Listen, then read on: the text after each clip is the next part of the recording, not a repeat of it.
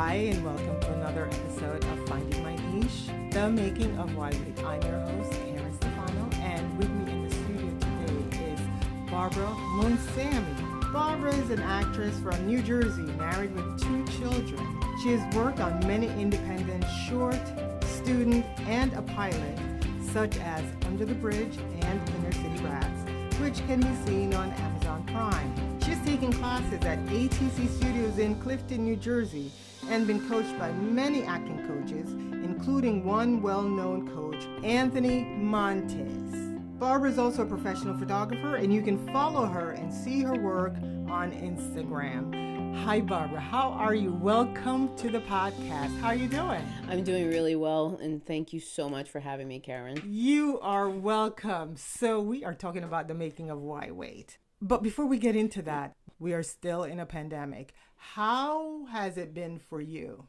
In the beginning, when it all started, it was pretty rough. I will say that. My survival job had told me to stay home and collect. Oh, okay. And I was fortunate to be able to do that. I know that many other people are not, don't have that option. But me having to, worked all my life, that was pretty hard for me just to stay home. And I believe it was the uncertainty that had gotten me down. Oh, okay. For the first, I say 3 weeks to 4 weeks. I didn't step out of my house for 2 weeks. Wow. I didn't know what to do with myself. I didn't know what to do in the house. I was lost. I was lost. I mean, yes, I had my husband, my son. My son stayed home. My daughter is older, so she doesn't live with us. But my husband continued to work because he works at the airport. Oh. And just listening to how things are changing, with flights. The reduced amount of flights that were going out. Yeah. What am I going to do next? That was the problem, was not knowing what's next, what to expect. Right. How long do we have until this is over? Or am I, what if unemployment runs out? Right. How are we going to survive? Right. Hearing that stores are not stocked with certain items that you need. And after a few weeks, I decided, well, you know what? I have to snap out of it and take this free time and do things that I normally wouldn't be able to do. Right. So I just organized my house. Yeah. Organized it. Was also learning a song on the piano. Oh, okay.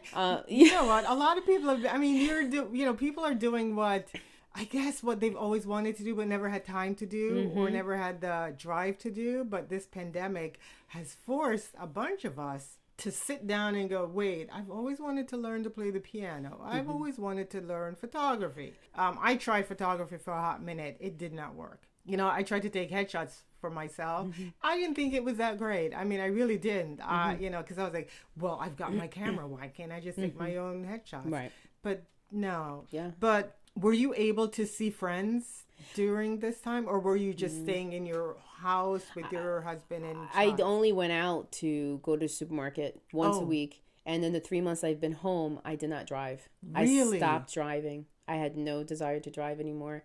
And my husband, so the one day a week that we go out to food shop, my husband would drive. And I felt so weird because I was in the house for 2 weeks straight. Well, why didn't you feel like driving? I just didn't, I don't know. Oh, it was like something like I just felt like, well, I have no reason for it. Okay. And he didn't mind driving. Right. And, we're lucky to have 2 cars, but I just didn't feel like I didn't feel like it. Wow. And my son and I would come up with different routines, like different workout routines to do. And because I've seen some of your posts about working out, which is great that you can still work out. Yeah. I mean, gyms were closed, so what do you do? Yeah, and my gym, which I will give them a shout out, Alpha Fitness in New Jersey, wonderful family gym owned by Janessa and Anthony Frida. I mean, they were awesome. They would put all kinds of workouts and everything on Zoom. So that helped a lot too. And just talking to family and friends on the phone as well. And then finally, after a month or a month and a half, we decided to, let's go take a walk now, around the lake, and I'm fortunate to have a lake right down my driveway. Wonderful. And so that's when I started to feel more comfortable coming out a little more, but still didn't drive. Oh, okay. But you could walk to the lake, right? Yeah, you just walk around. That's awesome. No, that's awesome. Because, That's one of the places I do like is the lake. I don't have one here, but I just love listening to the water, the stillness of the water. So it's lovely that you have a lake that you can walk to.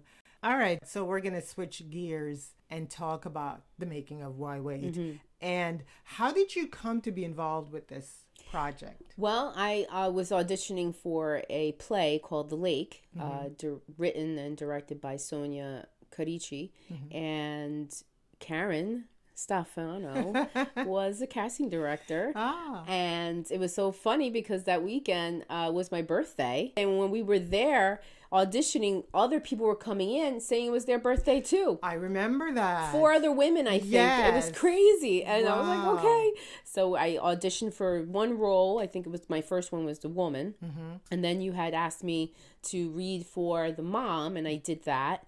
And you guys, offered me the role. So that's how it came about. So right. And then I said, because I had written your character, and when I saw you read for mom, I was like, I think she'd be good for this character. So then you offered me the role, and I was so ecstatic. And when we filmed it, I went from filming the scene to going off to Sonia's rehearsal. Which was so amazing to me, because that last day was the last day that we could have shot. Because the industry locked down. I was like, holy mackerel, that was awesome. I remember that now. Okay, so we were still awkward. We were still like, we don't even know what to do. Like, what should we do? We were doing the elbow, right? Well, readings. I mean, because it was so interesting. I remember even the DP texting me, and he said, hey, just want to know if you're still, going to shoot. And I said, yeah, we have to go through with it. And he was like, cool. As long as you're okay, I'm okay. And so everybody came together. I did have one actress, and I had to scramble that night, that Friday night. So we were shooting Saturday morning, and we had a scene in the park, and the actress that was supposed to shoot that scene texted me and said, hey, can't do it. And I thought, holy cow, how do I get one? I just need one person, and all she was doing was walking through the park with the main character, the other main character.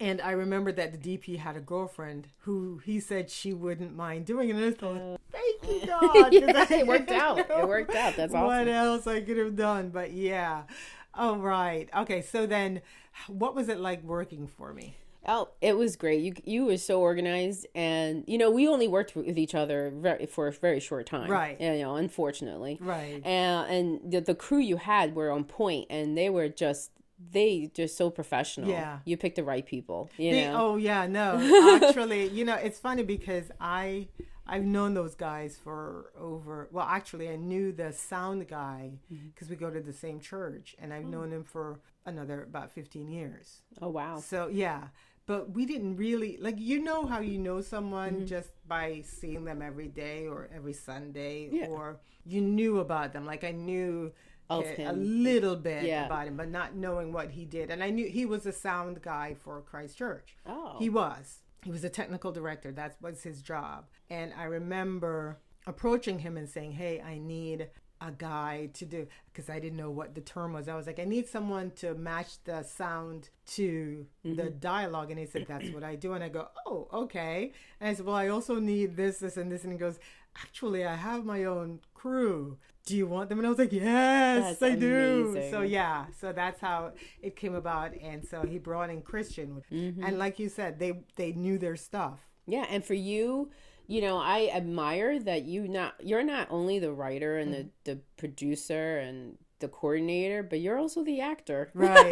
We did the scene together, and that is so hard. It is hard. You got it done. I did. That's what matters. I did. You succeeded, and you did it in the nick of time. Yeah, I know. You got to wear many hats in this industry. Yes, you do. And we talked about you also being a writer, director, producer. So, I think it's great that as women, we can create our own content. Yeah, I'm still fresh at it. I'm working on the 2 scripts, and it's just funny because I told my husband that for Christmas I want a typewriter, and Yeah. Okay. Yeah. I want to go back to old school because Yeah. that's where it all started, right? Yeah. Yeah. Well, I learned on the typewriter. Me So too. And so I just said, because I'm constantly on my computer Yeah. working my survival job and then going home to do my editing for my photography business, I'm so tired of being on the computer. Okay. And it's so distracting. So I says, I think I'll get more inspiration on the typewriter. And of course he came back and said, do you want a cabin in the woods too? Oh. I go, well, no, it's okay. I have a lake, so I'm good Right, with that. you do. I have a house You on the do. lake, so Definitely. I have a lot of inspiration there. Yeah. But I'm looking forward to that. I'm looking forward to getting that. And I have a draft of what I'm doing already, but I definitely want to, I feel like it'll inspire me to do more writing, Okay. so. Yeah. Were there any bloopers that happened while we were working together? I think it was something with the pill. Something happened, right? With the pill. And then I just pretended that you gave it to me or something, or me. It was such a tight shot. It really was. Because Christian was like, had to be really- right behind yes, you. And then we did it in a way where I was like, Yeah. and I knew, I said, well, there's no pill, but that's, we forgot. So we just, Mimicked it. yeah, No, just it like was- mimed it or whatever. And then there was another time where it like 3 poured on and I was like, hey, yeah. You trying to OD me? Yeah. There was even, I remember we had set up the shot and everything. We were getting ready to go and Marcus was somewhere else. And I jokingly said, Marcus, you're holding up the shot. And he looked at me and he said, kick rocks. Yeah. Go kick a bag of rocks. Yeah, that was the first time I ever heard of that expression. I said, I'm going to use that. Me too. I just thought it was hysterical that he said that. I was like, no, that's too funny.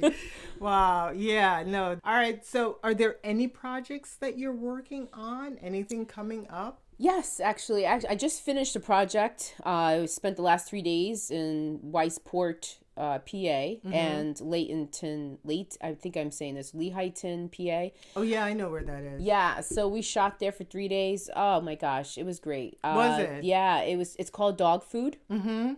It's a short film directed and written by Vincent Di Alessandro. And I told him I'm going to say his last name like that. Right. Because I said it needs some Latin flair. And so, yeah, it was great. And the crew and cast, he cast this like it was perfect. I mean, everybody fit the characters, And it was cast during this pandemic? Yeah. Oh, wow. Yeah, it's funny how I came upon that job. A friend of mine sent me the snapshot of the Facebook group. I forget what it was. And I have friends who always submit to me, and I just thank them because they don't know what to look for. Right. And I know some are scams. So I said, okay, let me look at this. And I looked and I gave it a shot. I sent it. And sure enough, he came back to me. He asked me, can you do, here's a little description of what the scene is about, the movie is about, and now improv it. Okay. So my husband and I improv'd it, and he liked it, and he wanted me to do something else, did that, liked it again, gave me the role, and then it was, all set from there, and it took 3 months for us to get together, finally. Okay. Yeah, and so his crew are from Rutgers University. Oh, all right. And I believe he's still from Rutgers. I don't know if he graduated already or he's still in Rutgers, but they're just so professional. It doesn't matter how old you are. No, not at all. They're so professional, so organized. They truly care about what they're doing. Is there any other? Yeah. So also so with the lake where I met you, right? Unfortunately, because of everything happening, we were supposed to start our play in May of this year, so that got pushed off. So with lots of prayers, we're hoping to get that going for next year. Awesome. Yeah, Sonia's not going to give up. She's going to keep pushing, for it. And this is, and I'm still on board. I haven't, Awesome. Yeah. Awesome. Yeah. And I recently been signed with an agent. Congratulations. Yeah. It's not like official sign. No. But she's Congratulations. Stephanie Talent Entertainment in Clark, New Jersey. That's awesome. So I'm like, wow, everything's just falling into place. I mean, it's amazing that, people are getting stuff done, so that's great. But you also Right. Yeah, like I was mentioning before, I have 2 scripts that I'm working on. They're drafts right now, Right. and I'm hoping to bring it to fruition next year. Yeah. I too am looking for a crew, so if you could recommend anyone to me, that'd be awesome. I know Vincent's helping me out too with that, and just a matter of just building that relationship and scheduling and knowing their comfort level, and then I have to cast it. Yes. I still have to cast that. Right. So. And you do your own casting? I attempted to do my own casting a few months ago, and I realized that nobody really listens or reads when you read the breakdown. Okay. Looking, I'm learning. Really? I'm learning this. Yeah, it's a great way to now understand how a casting director can get frustrated with certain things. All right. Well, I thank you so much You're for welcome. coming out and doing this podcast, and it was such a pleasure seeing you and having a conversation with you, because we really never talked. No, we never just sat and talked. We just came in, did our scene, and left. That's it. So it's nice. It is nice. I'm looking forward to working with you some more. Thank you so much, Barbara. You're it was welcome, a pleasure Karen. talking to you. Thank you. I'm so excited about this. I'm excited for you. I'm excited about Why Wait, and you have another project you're working on too. After the Wait. Yeah, I can't wait to see that. Yeah, thank you so much. All right, thank you for joining us, and join me on my next episode when we will be talking to my friend and composer producer Marcus Garvey Daniels. Thank you so much. Have a wonderfully